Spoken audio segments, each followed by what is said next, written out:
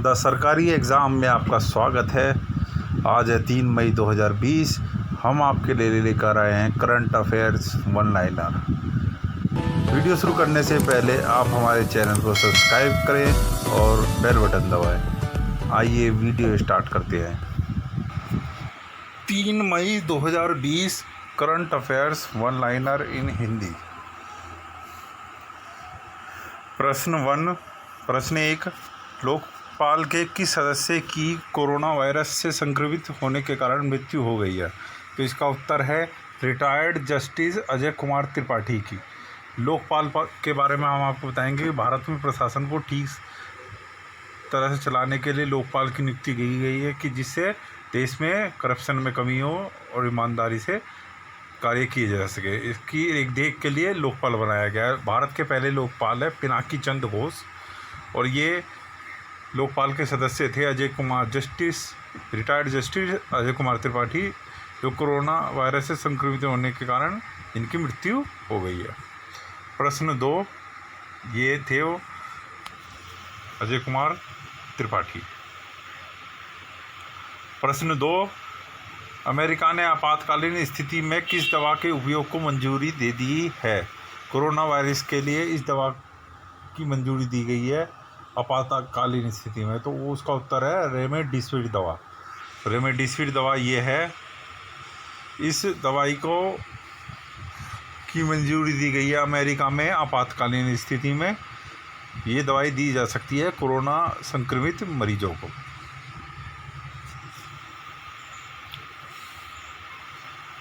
मई महीने के पहले मंगलवार को कौन सा दिवस मनाया जाता है? प्रश्न 3 है ये। मई महीने के पहले मंगलवार को कौन सा दिवस मनाया जाता है? तो इसका उत्तर है विश्व अस्थमा दिवस। अस्थमा दिवस मनाया जाता है मई महीने के पहले मंगलवार को। तो पहला मंगलवार पड़ रहा है 5 मई को, तो 5 मई को यह दिवस मनाया जाएगा।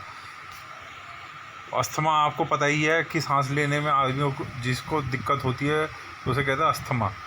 तो ऐसे पंप से ये सांस लिया जाता है। तो ये मई महीने के पहले मंगलवार को मनाया जाता है। पिछले साल ये 7 मई को मनाया गया था, इस बार ये 5 मई को मनाया जाएगा। और इसका एंथम पिछली बार था स्टॉप फॉर अस्थमा। चौथा प्रश्न, निवेशकों को आकर्षित करने के लिए पीएम मोदी ने किस मॉडल को अपनाने की बात कही है? तो ये मॉडल है प्लग एंड प्ले मॉडल। अब ये प्लग एंड प्ले मॉडल क्या है कि भारत में कुछ जगह ऐसी होती है जो सेज कहा जाता है, जिन्हें स्पेशल इकोनॉमिक जोन, विशेष आर्थिक क्षेत्र। तो उन सेज क्षेत्रों में जो जगह खाली पड़ी है उनको दे दिया जाएगा उद्योगों को कि इनका यूज़ कीजिए, इनमें यहाँ उद्योग स्थापित कीजिए। तो इस मॉडल का यूज़ किया जाएगा, इसे कहेंगे प्लग एंड प्ले मॉडल। हाल ही में कतर में भारत का नया राजदूत किसे नियुक्त किया गया? तो जो नए राजदूत नियुक्त किए गए उनका नाम है दीपक मित्तल।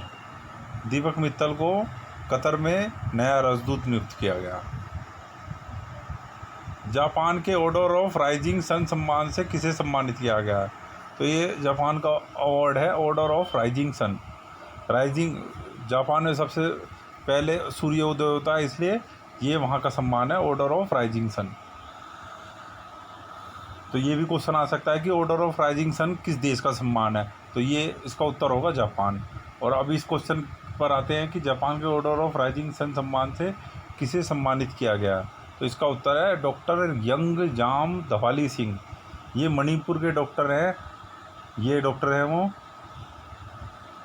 डॉक्टर थंगजाम धवाली सिंह। इनको ऑर्डर ऑफ राइजिंग सम्मान से सम्मानित किया गया। और क्यों किया गया? क्योंकि इन्होंने भारत में जापान की बेहतर समझ को बढ़ावा देने और दोनों देशों के संबंधों को मजबूत बनाने के लिए योगदान दिया है, इसलिए इन्हें ऑर्डर ऑफ राइजिंग सन का सम्मान दिया गया है। 7वां प्रश्न, पीएनबी हाउसिंग के एमडी और सीईओ के रूप में किसे नियुक्त किया गया है? तो इसका उत्तर है नीरज व्यास। नीरज व्यास को पीएनबी हाउसिंग के एमडी और सीईओ के रूप में नियुक्त किया गया। पीएनबी भारत का सबसे पुराने बैंकों में से एक है। 1894 में उसकी स्थापना हुई थी। और पीएनबी में ओरिएंटल बैंक और विजया बैंक का विलय हो गया है। 8वां प्रश्न, हाल ही में दुनिया का सबसे ज़्यादा देखा जाने वाला टीवी सीरियल का रिकॉर्ड किसने बनाया है?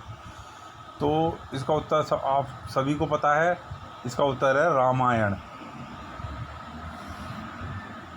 रामायण ने वर्ल्ड रिकॉर्ड बना दिया है। 16 अप्रैल 2020 को दुनिया भर में 7.7 करोड़ लोगों ने देखा था एक साथ।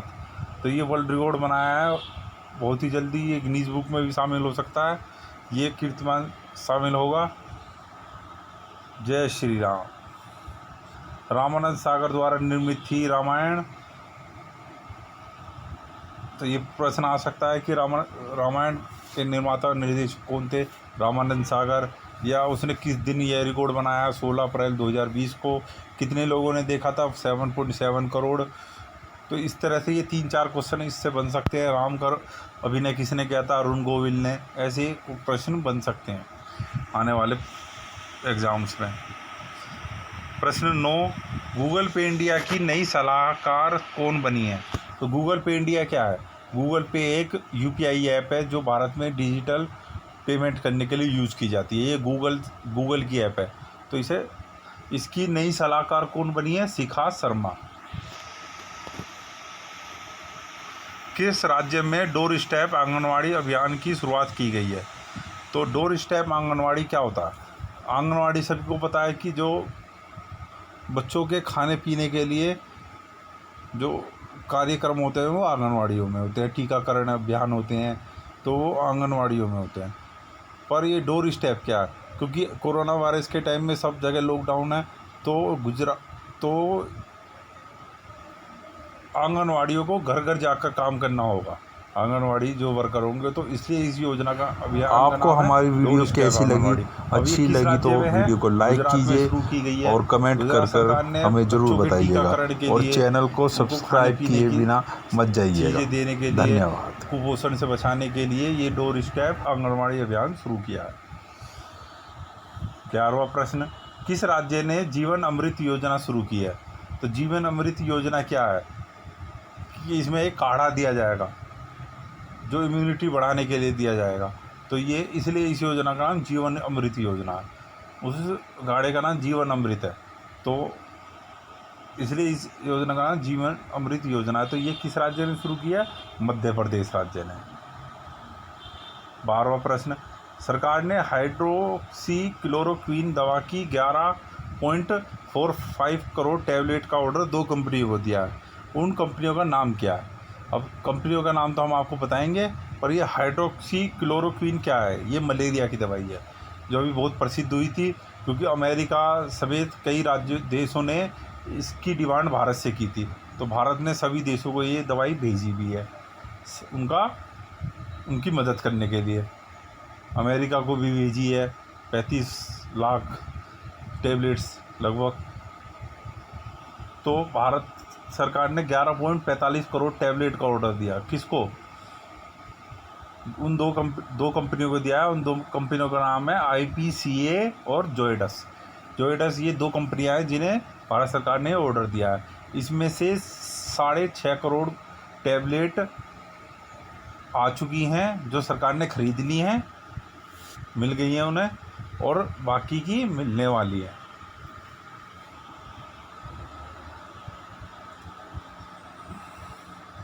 11वां प्रश्न, किस देश की महिला फुटबॉल टीम ने पुरुषों के समान वेतन पाने के लिए कोर्ट में याचिका दायर की है? तो ये बहुत ही रोचक प्रश्न है, क्योंकि ऐसा कम ही देखने को मिलता है कि कोई महिला फुटबॉल टीम समान वेतन पाने के लिए, पुरुषों के समान वेतन पाने के लिए कोर्ट में याचिका दायर करती है। तो वो देश है अमेरिका की महिला फुटबॉल टीम ने। अमेरिका की महिला फुटबॉल टीम ने यह याचिका दायर की है पुरुषों के समान वेतन पाने के लिए। अब ये मामला क्यों उठा? क्योंकि जब 2019 में पुरुषों की अमेरिका की टीम ने ये मैच वर्ल्ड कप जीता था, फुटबॉल वर्ल्ड कप, तो उन्हें सिर्फ 45 करोड़ का वेतन मिला, जबकि पुरुष विजेता टीम को 458 करोड़ रुपए का वेतन मिला। तो महिलाओं के साथ जो ये असमानता होती है, उसके लिए, उसको दूर करने के लिए अमेरिका की महिला फुटबॉल टीम ने ये याचिका दायर की है। 14वां प्रश्न, आरबीआई ने किस 104 साल पुराने सहकारी बैंक का लाइसेंस रद्द कर दिया? तो उस बैंक का नाम है सीकेपी बैंक। ये सहकारी बैंक है, सीकेपी बैंक 104 साल पुराना था। तो 1916 में इसका 1916-17 में इसका निर्माण हुआ था, इसकी शुरुआत हुई थी। ये उसका लोगो है उस बैंक का, सीकेपी कोऑपरेटिव बैंक लिमिटेड। तो इसका लाइसेंस क्यों रद्द किया गया? क्योंकि इसकी जो नेट ग्रोथ थी वो कम हो गई, इसकी नेट वर्थ भी कम हो गई, क्योंकि जो लोन लोग चुकाते नहीं थे तो लोन एनपीए बढ़ता गया, तो इसकी नेट वर्थ कम होती गई। तो इस 104 साल पुराने बैंक का लाइसेंस रद्द कर दिया आरबीआई ने। आपको हमारी वीडियो कैसी लगी? अच्छी लगी तो लाइक करें, शेयर करें और कमेंट कर हमें ज़रूर बताइएगा। और जाने से पहले हमारे चैनल को सब्सक्राइब करना ना भूलें और बेल बटन ज़रूर दबाइए, जिससे हम ऐसे इंटरेस्टिंग वीडियो लाते रहें रोज़। आपका वीडियो को अंत तक देखने के लिए बहुत बहुत धन्यवाद। जय हिंद, जय भारत।